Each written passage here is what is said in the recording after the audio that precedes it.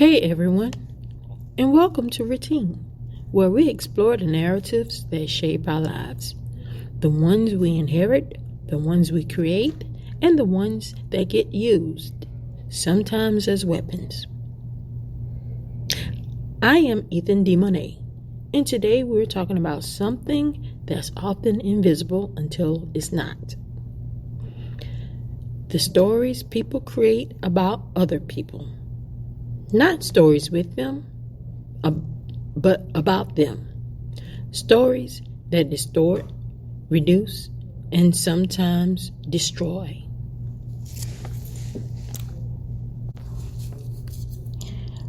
Let's start with the simple truth. We are all storytellers. It's how we make sense of the world. Someone cuts us off in traffic. They're rude. A coworker misses a deadline. Well, they must be careless.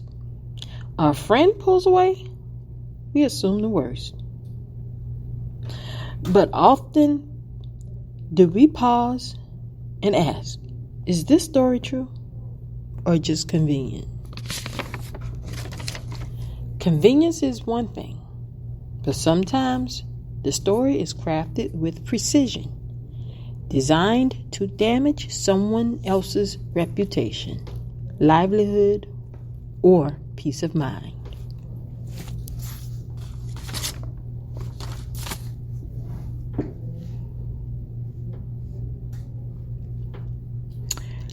Let me tell you a story. Lena worked at a nonprofit. She was consistent, quiet, kind. The sort of person who flies under the radar. Not flashy, just solid. Then came Eric, the new manager. Charismatic, confident, visionary. Lena questioned some of his ideas, respectfully, of course. But suddenly whispers began. She's not a team player. She has negative energy. Kind of rigid. Within weeks, Lena had become a problem. Her input was ignored. Her presence was dismissed.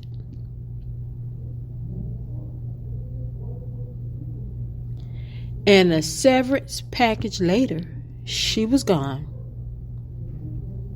And Eric, he stayed. Promoted. And his story and reputation remained intact.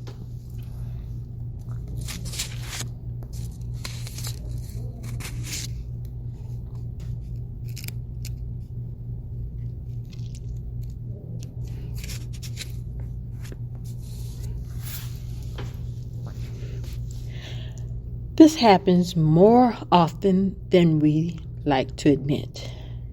But why do people create harmful narratives?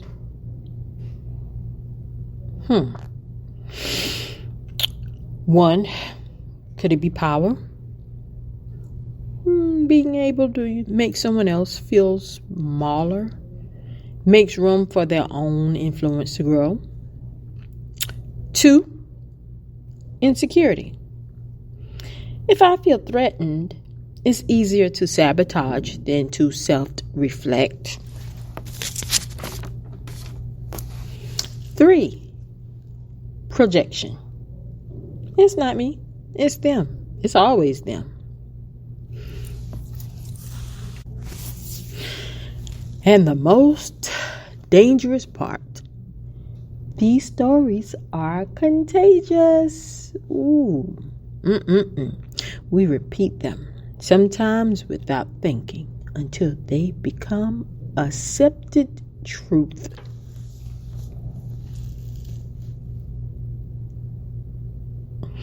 We all crave simple stories. They help us feel in control. She's dramatic, he's toxic. They are difficult. But real people are complicated. And every time we flatten someone into a villain, we take away their chance to be fully seen. Let me repeat that. Every time we flatten someone into a villain, we take away their chance to be fully seen. That's where the real harm begins. Not just to reputations, but to mental health, careers, and relationships. Lena didn't just lose a job.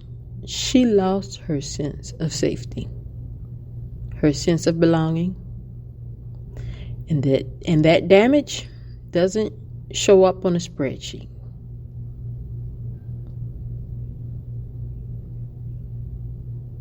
So how do we stop these narratives from spreading? Number 1, pause, ask, why am I being told this? Who benefits from me believing it?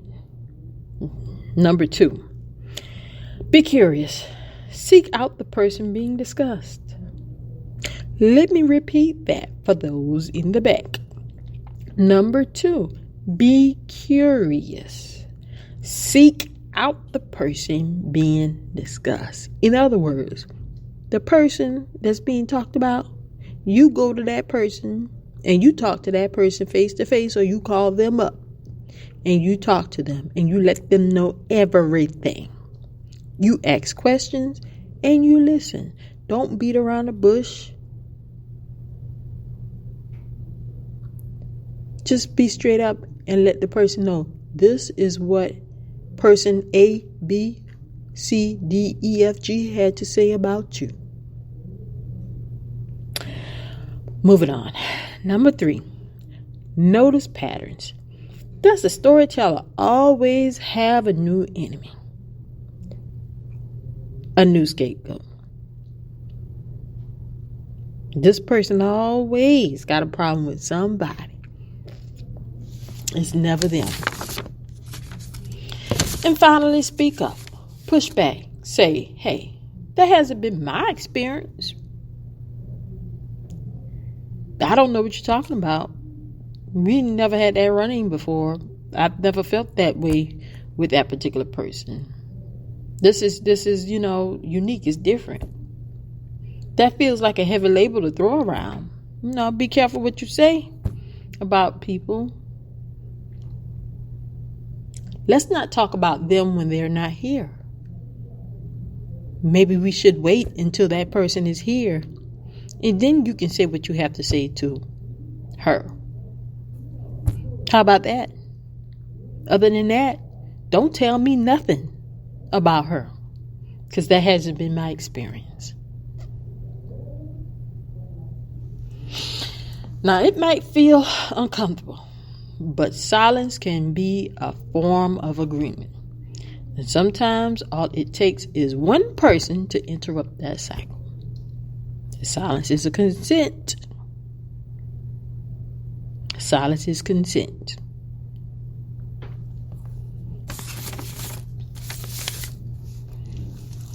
At the end of the day, we all want to be seen for who we are, not who someone says we are. Let's be better stewards of each other's stories. Let's be slower to judge, faster to ask, and bold enough to stop a narrative when it starts to cut. Have some courage, some backbone, some gumption.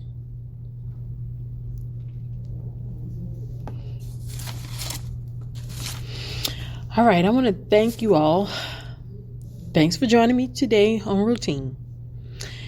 This episode, titled Narratives That Harm, resonates with you, share it with someone, or just take a moment to reflect on a story you've heard or told. Okay?